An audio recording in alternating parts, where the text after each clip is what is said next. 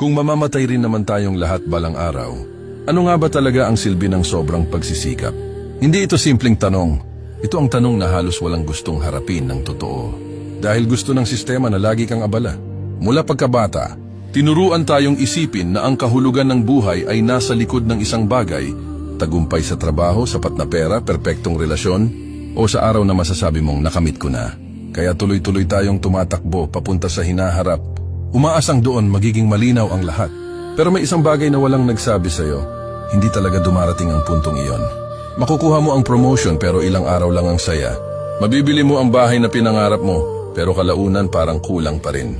Maiipon mo ang perang gusto mo pero mapapansin mong nakalimutan mo ng mabuhay sa kasalukuyan. May tawag dito ang psychology, hedonic adaptation. Palaging bumabalik ang isip ng tao sa normal.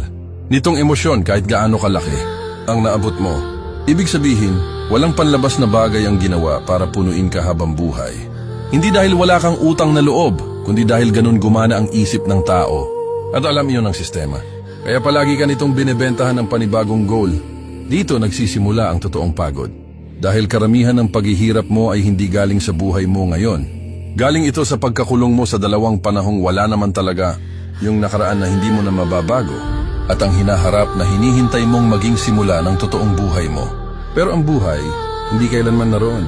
Nandito lang ito. Sa paghinga mo ngayon, sa sandaling madalas mong hindi pinapansin.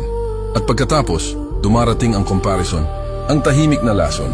Laging may mas bata, mas mayaman, mas sikat, mas matagumpay.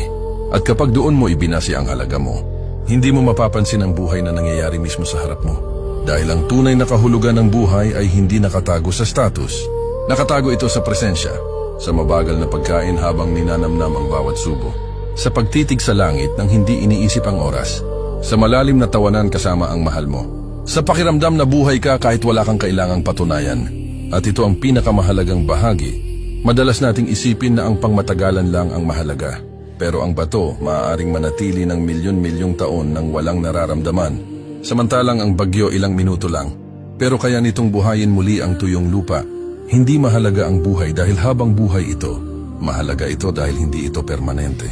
Dahil may maliliit na sandali, mga simpleng sandali, na kayang baguhin ang buong buhay ng isang tao. Kaya tigilan mo ang paghihintay sa perpektong hinaharap kung saan magiging malinaw ang lahat. Ang kahulugan ng buhay ay wala sa dulo ng daan.